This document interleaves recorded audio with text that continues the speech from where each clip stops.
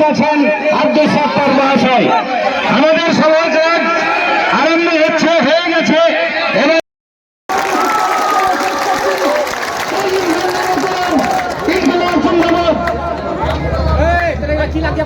এবারে বলার জন্য অনুরোধ করছি সিপিআইএমের কমিটির সঙ্গে ঘোষ করুন,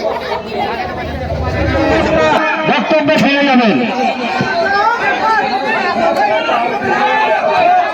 জাতীয় শৃঙ্খলা